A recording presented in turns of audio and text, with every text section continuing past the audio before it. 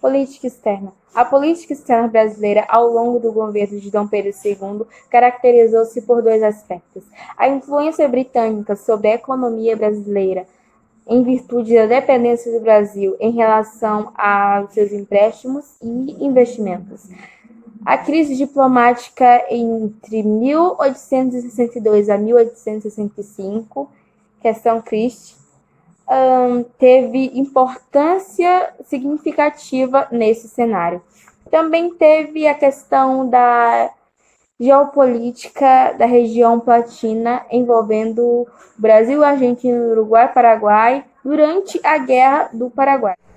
O ano era 1861, quando um navio britânico saiu da Escócia com destino a Buenos Aires. Durante essa viagem, o navio encalhou na costa do Rio Grande do Sul.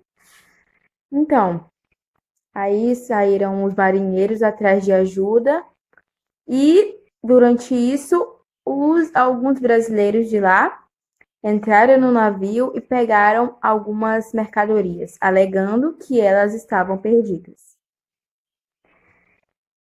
Com isso, o embaixador britânico William diz ao imperador do Brasil, Dom Pedro II, que ele desse uma indenização e um pedido formal de desculpas. Mas Dom Pedro disse, obviamente, que não. No ano seguinte, 2 brasileiros e 2 britânicos foram pegos em uma briga por causa de mulher.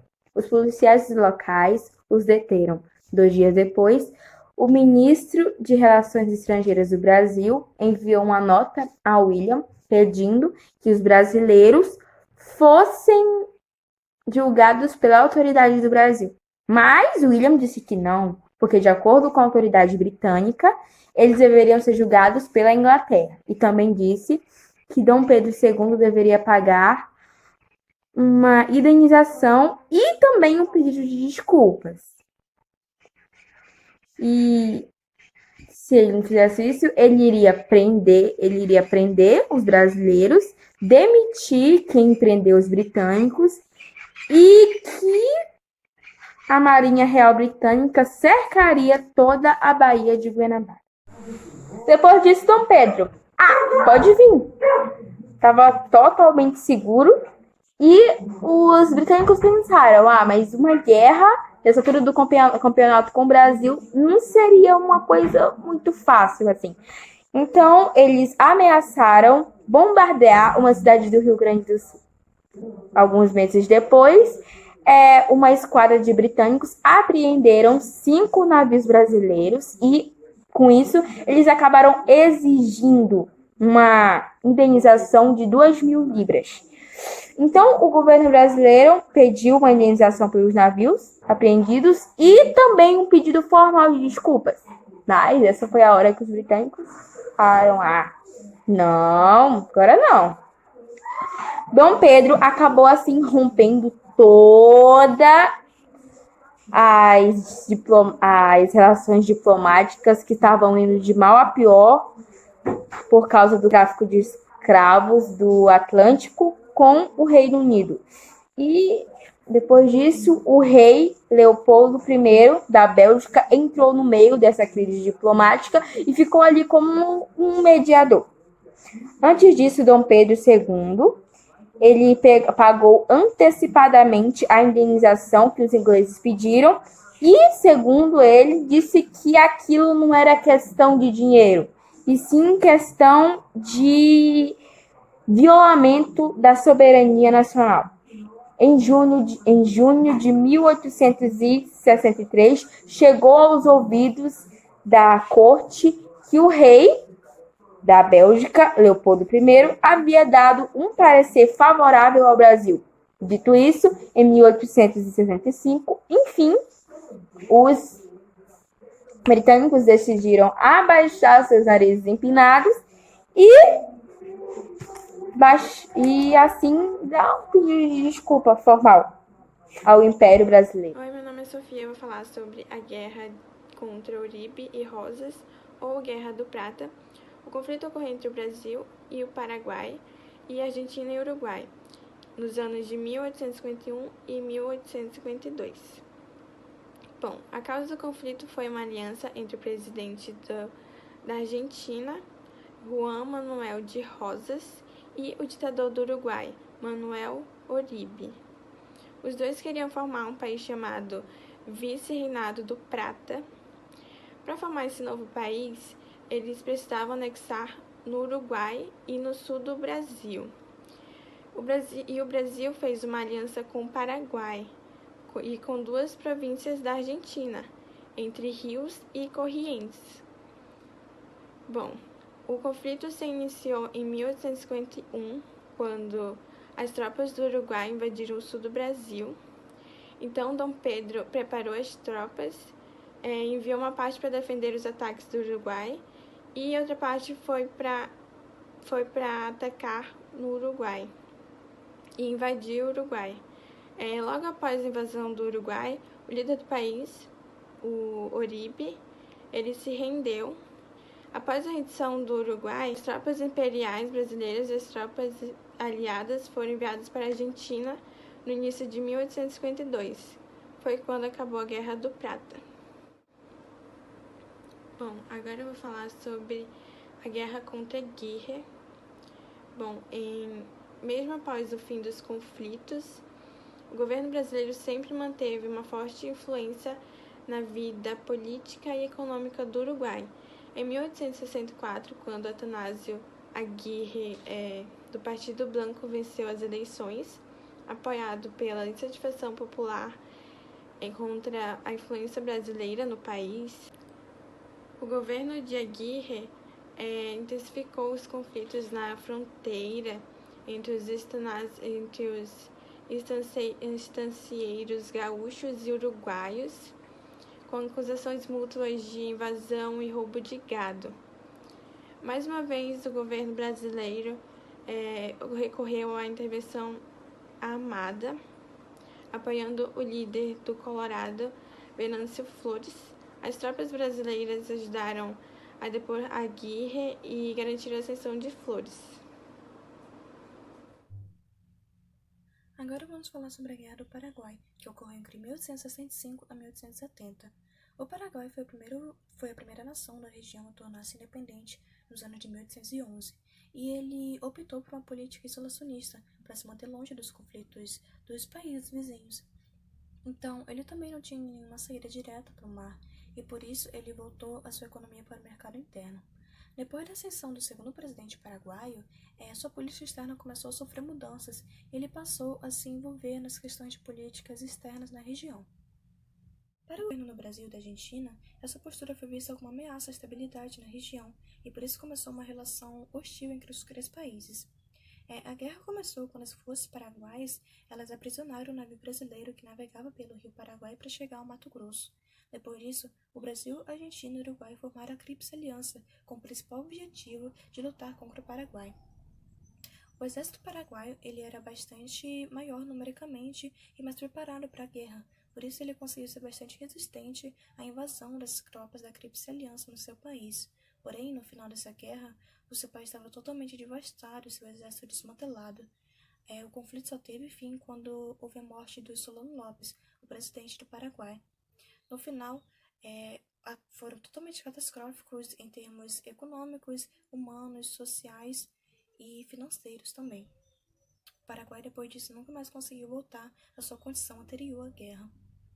O Brasil também saiu desse conflito com enorme dívida, porque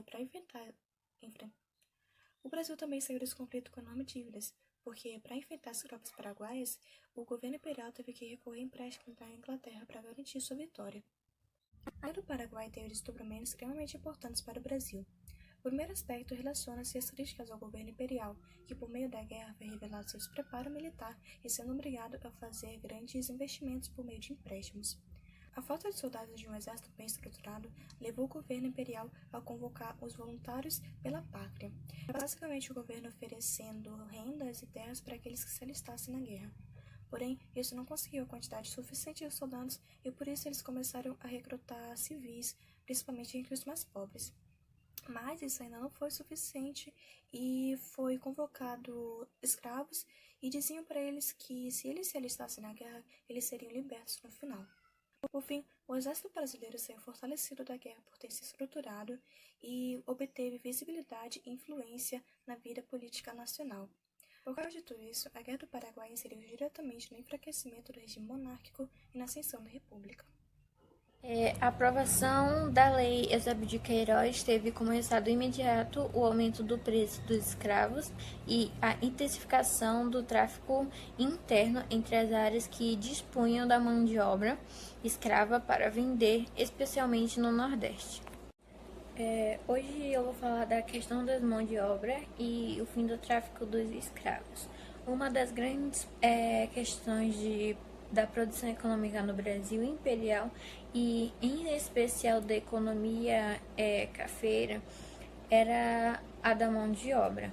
A mortalidade de negros sendo a maior que a natalidade determinava que continuava do regime escravista estivesse diretamente ligada ao tráfico de escravos. Com isso tudo, levaram a Inglaterra a pressionar diplomaticamente o Brasil por fim do tráfico. Desde o início do século XIX, a Inglaterra, que já havia lucrado muito com o tráfico africano de escravos nos tempos coloniais, passou a lutar pela sua extinção. Razões humanitárias com a consolidação do princípio de liberdades individuais e principalmente razões econômicas, como ampliar o mercado consumidor e seus produtos por meio de trabalho assalariado. Desde o Tratado de 1810, com Dom João já havia se comprometido a acabar com o tráfico. Em 1831, durante a regência trina, como vimos, formulou-se a primeira lei antitráfico, que não teve nenhuma aplicação prática. Os anos que se seguiram, a partir das práticas repressivas inglesas, foram marcados pelo aumento da entrada de escravos no Brasil. Porém, as pressões inglesas surtiram o efeito desejado e em 4 de setembro de 1850 foi aprovada a Lei Eusébio de Queiroz, que extinguia definitivamente o tráfico negreiro no Brasil, determinando a responsabilidade das autoridades brasileiras em organizar a repreensão aos infratores. Mas, por outro lado, a necessidade de mão de obra, especialmente para a lavoura cafeira, levou à adoção de uma política imigrantista e, a médio prazo, a abolição dos escravos no país. Oi, gente, meu nome é Aline Monique, eu vou falar sobre a Lei de Terras e sobre a imigração.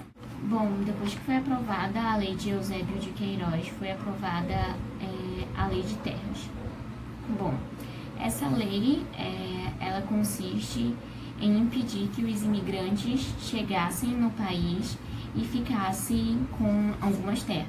A gente sabe que com o final do tráfico de escravos, o país ia precisar de imigrantes para trabalhar.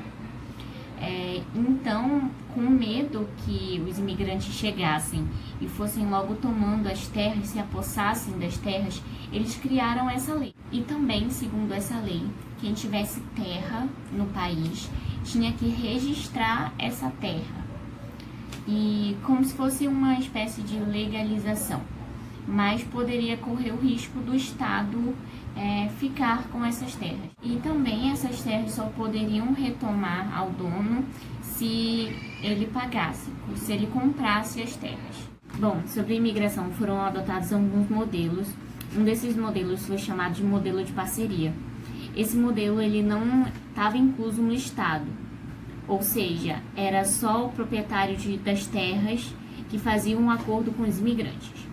Bom, esse acordo consiste no qual o imigrante ele teria todas as despesas da viagem paga pelo proprietário das terras. quando eles chegassem no país, eles iam pagar o que eles gastaram durante a viagem em forma de trabalho. Esses imigrantes, eles poderiam ficar tomando conta de alguns pés de café e também poderiam plantar outras coisas naquele pedaço de terra. Mas o lucro sempre seria dividido entre o fazendeiro e o imigrante. Bom, esses imigrantes, eles eram muito maltratados e também eles viram que eles nunca iam conseguir, digamos que, ter a sua própria terra, porque eles tinham que trabalhar muito para pagar o que eles já deviam. Vou falar um pouquinho agora sobre o fim da escravidão e a campanha abolicionista. Após a lei Eusébio de Queiroz, outras leis vieram em decorrência da pressão exercida pelos grupos abolicionistas que já se espalhavam por todo o território nacional. É possível afirmar que a campanha abolicionista ela foi um dos grandes movimentos da mobilização de massa no país. Elementos oriundos das diversas camadas sociais e étnicas uniram-se em torno da causa abolicionista. A Lei do Ventre Livre, aprovada em 1871, dava liberdade a todo filho de escravizado que nascesse a partir daquela data. Na verdade, a criança permaneceria cativa até os 8 anos de idade, em que ela poderia ser entregue à tutela do Estado. Assim, o senhor receberia uma indenização ou o escravizado permaneceria com o senhor trabalhando até os 21 anos de idade. A lei do sexagenário determinava que todos os escravizados acima de 60 anos estariam livres. Pouquíssimos chegavam a essa idade. Com essa lei, foram lançados à própria sorte, sem auxílio ou tutela do Estado. As duas leis anteriores que foram citadas tiveram caráter probatório, tentando retardar a efetiva abolição do trabalho escravo. A principal alegação dos escravistas era a ruína que tal medida provocaria no país. Em 1883, os grupos abolicionistas fundaram a Confederação. Tiveram caráter probatório, tentando retardar a efetiva abolição do trabalho escravo. A principal alegação dos escravistas era a ruína que tal medida provocaria no país. Em 1883, os grupos abolicionistas fundaram a Confederação Abolicionista, que coordenava as ações que lutavam contra a escravidão.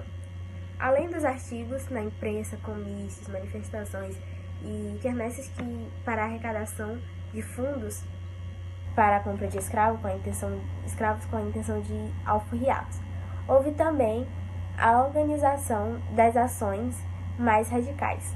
Essas ações promoviam fuga em massas dos escravos nas fazendas, dando origem a quilombos abolicionistas. Com a adoção cada vez mais do trabalho livre imigrante nas fazendas da Oeste Paulista, a escravidão estava em seus dias contados. Na ausência do imperador, a princesa Isabel estava à frente do império e, em 1888, assinou a Lei Áurea, que acabava definitivamente com a escravidão no Brasil. Existiam outros projetos de lei pelo fim da escravidão sendo debatidos na Câmara, alguns prevendo inclusive indenizações e medidas de inserção dos ex-escravos, na sociedade. Porém, optou-se por um processo de abolição que não se representou custos nem para o Estado